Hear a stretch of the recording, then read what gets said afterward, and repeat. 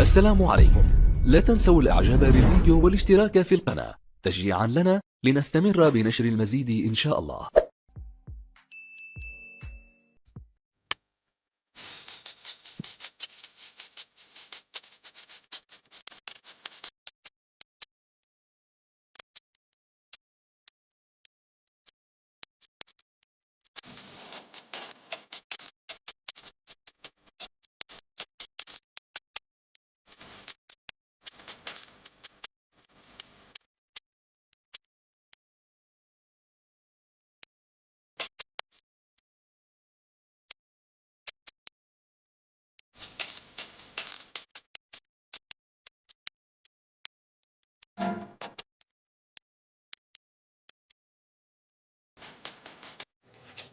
ايه رأيكم بقى في الجمال ده؟ شايفين البسكوت عامل ازاي؟ ما شاء الله، بسكوتة جميلة باليانسون، بسكوت تحفة جميل مقرمش. نشوفه مع بعض. شايفة؟ سامعة؟ سمعتي؟ شايفة عامل ازاي؟ ونافش من جوه. طعم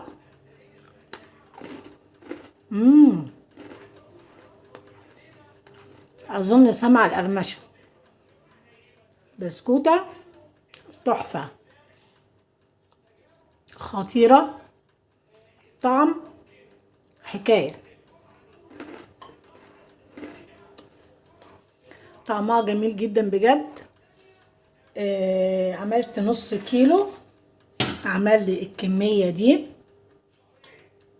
ولسه في الفرن قيمة 6-7 بسكوتات هيطلعوا. كمية مش بطالة، لو حابة انت تزودي الكمية زودي. بصراحة هايل. بصي يعني زي ما احنا حطينا البسكوتة ما كبرتش ما نفشتش معاكي، فرشتش، ما عملتش اي حاجة، مقاديرها مظبوطة كويس جدا، حلو خالص، مضمون. جربيه وعلى ضمانتي هتدوقي احلى بسكوت ينسون. عايزة تعرفي طريقة البسكوت دي اتعملت ازاي؟ يلا بينا. السلام عليكم ورحمة الله وبركاته. ازيكم يا حبايبي؟ عاملين ايه؟ معاكم مطبخ ما اقولكش. هنعمل مع بعض النهاردة طريقة سهلة جدا للبسكوت اليانسون، وطريقة سريعة هنعملها معانا، مش هتاخد مننا اي حاجة، مكوناتها موجودة عندنا كلنا، مش مكلفة ولا حاجة. معايا هنا نص كيلو دقيق حط عليه ذرة ملح، تمام. معايا بيضتين، ومعايا بودر هناخد منه معلقة، ومعايا فانيليا. معايا نص كوباية سمنة على زيت، على معلقتين زيت، اي نوع سمنة عندك. معايا كوباية سكر، ومعايا معلقة ينسون. هي دي مكوناتنا. هنعمل ايه؟ هنحط طبعا هنا في العجان، طبعا انت ممكن تعجنيه عادي على ايديكي، مفيش مشكلة، مش هياخد حاجة. عجان بقى اي حاجة عندك مفيش مشكلة. انا هحط هنا الاول، هنحط معانا الايه، السمنة والسكر. بسم الله الرحمن الرحيم.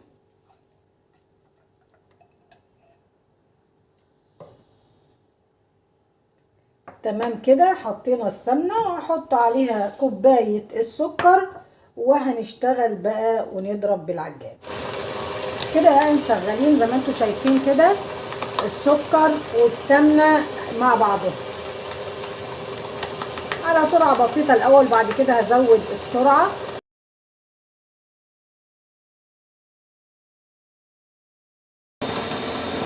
كده تمام. بقى الخليط عندي كريمي خالص بالشكل ده، بقى كريمي اهو. هنزل بقى بايه؟ هنزل بالبيض.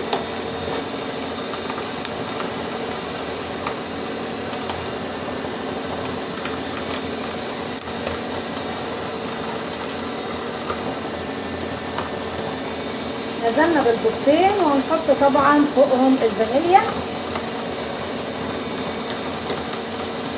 هنسيبه شويه برضو لما يتجانس مع بعضه، وبعد كده هنشوف هنعمل ايه. كده بقى يا حبايبي خلاص الخليط عندي كده، الخليط عندي ما شاء الله بقى كريمي بالشكل ده اهو، شايفه بقى كله كريمي. هنضيف بقى ايه، هنضيف عليه الدقيق شويه شويه ونشغل.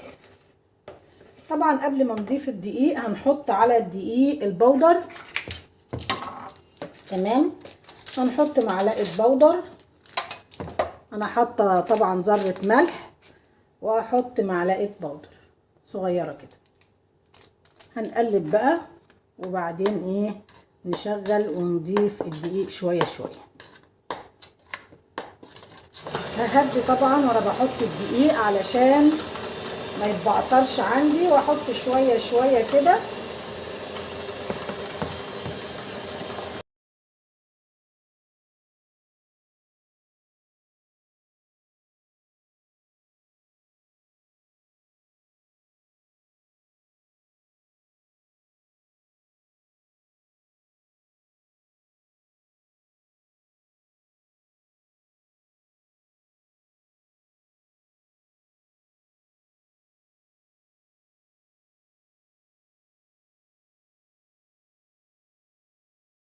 خلاص بقى انا هوقف وهشيل العجينه اجيبها هنا ونشوف شكلها معانا بقى ايه. هناخد بقى معانا العجينه هننزلها هنا عشان نعرف نعجنها كويس. برضو محتاجه معانا ايه، لا كده ما شاء الله هي مش محتاجه معايا اي حاجه، مقاديرنا مظبوطه. طيب هي لو لقيتيها نشفت معاكي، لان مثلا البيض بيختلف والسوائل بتختلف، مفيش مشكله خالص. تحط لها معلقه لبن او تحط لها معلقه سمنه او تحط لها بيضه، هتبص تلاقيها ظبطت معاكي وبقت ايه حلوه جدا. هي كده خلاص ما شاء الله ظابطه معايا اهي، مش محتاجه اي حاجه خالص. تمام، هنحط بقى اليانسون معانا اهي كده خلاص ما شاء الله، عجينه جميله اهي. هنشوف بقى ايه هنطبق هنعملها ازاي. يلا نجيب قطعاتنا بقى وحاجتنا ونشوف هنعمل ايه. فاصل ونواصل. وكده يا حبايبي رجعنا تاني، جبنا الصاج حطينا عليه ورقه زبده زي ما انت شايفه، ومعانا قطعاتنا بقى لو هنحب نفرد العجينه ونقطع. بس انا معايا المكنه دي بتاعه البسكوت، هجربها معاكم ونشوف هتطلع لنا دي الرسومات بتاعتها. ماشي، لا مجموعه رسومات كده، فاحنا ايه هنجربها ونشوف. توكلنا على الله ونشوف بقى هتطلع لنا ايه اشكال ايه. هنحط دي كده بالشكل ده، نحط الايه الرسمه بتاعتنا كده، وهنحط حته العجينه على قد ايه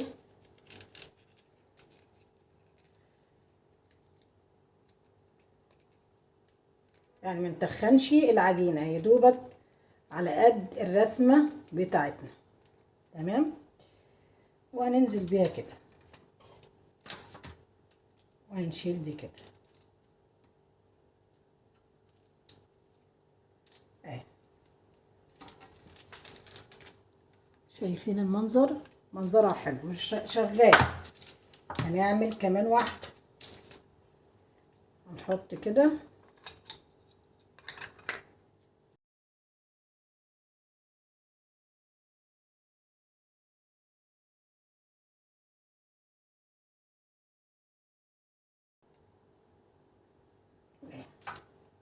هو السمك بتاعها ده، السمك بتاعها ده كويس. لو انت بقى ما عندكيش الجهاز ده هتعملي ايه؟ تشيلي الجهاز ده كده والقطعات بتاعته كده، وهنجيب معايا هنفتحه بالشكل ده. تمام كده، هجيب قطعة من العجينة بالشكل ده وهحطها كده.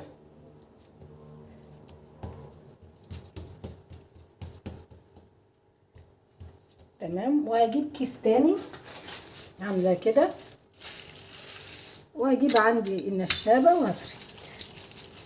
موضوع الكيس ده بيسهل معايا فرد العجينه زي ما انت شايفه. هجيب بقى معايا قطاعه، معايا شكل النجمه، هقطع كده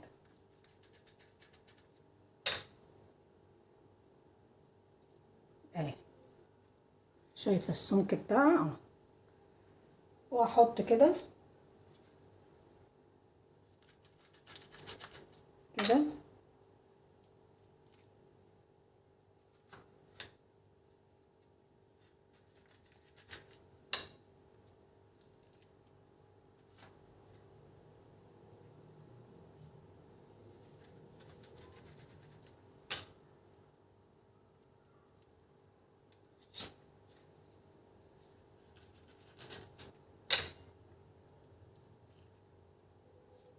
وهنهد بقى ونبدي من جديد ونعمل نفس الكرة كده كويس. هكمل انا بقى بالقطاعة، ولما اخلصه ان شاء الله هنشوف شكله بقى ايه. فاصل ونواصل. كده يا حبايبي انا خلصت الكمية كلها زي ما انت شايفة بقت بالشكل ده. ودول عندي النجوم اللي احنا عملناها اللي هي الطريقة المعتادة، بس انا عجنة البسكوت ده مخصوص علشان اجرب المكنة دي، لاني اول مرة اجيبها واستعملها، فقلت نعملها مع بعض ونشوف استعمالها ازاي. انا سبت هنا 3 كرات بنكور عشان استعمل المكنة دي اللي انت شايفاها كده، بتيجي كده تمام، بيبقى ليها رسومات بالمنظر ده، طبع بتاعها ليها هنا بتوعتين هنا همت علشان مشبكين هيخشوا يتسكنوا. احنا بنخلي الوش لبره كده، سكنت معايا لجوه وبقى عندي الوش بالشكل ده. بعمل البسكوتة على زي هيئة كرة صغيرة كده زي كرة الغريبة، واقوم منزلاها هنا كده، واقوم مبططاها كده، افردها بالشكل ده. طبعا كل شيء في اوله بيبقى صعب، بس بعد كده ايدك هتاخد عليها وهتستعمليها. خلاص انا كده سكنت العجينة بالشكل ده. هقوم جاية عندي عصاج كده، وهقوم نازلة بالمكبس كده تمام، وهشيل. نزلت معايا اهي، بتبقى بالشكل ده. شايفة انا قلت اعملهم معاكم علشان اللي يجيب المكنة ومش عارف تواجهها يعرف يعملها ازاي. اهي بسكن الوش واقوم نازلة بالعجينة بالشكل ده، وبطط كده اسكن العجينة كويس. طبعا العجينة عندي لازم ما تكونش تخينة ولا هي رقيقة عشان تطلع معايا حلوة. اقوم نازلة كده اهي، سمك العجينة بالشكل اللي انت شايفاه ده اهي، والرسمة تمام كده. انا كده خلصت. هدخلهم دلوقتي، انا مشغلة الفرن عندي يسخن على درجة حرارة 180. من البسكوت ده ما بياخدش معايا من 10 دقايق ل 12 دقيقة بالكتير، تخلي بالك، وبيستوي معايا بسرعة ما بيغيبش اهو.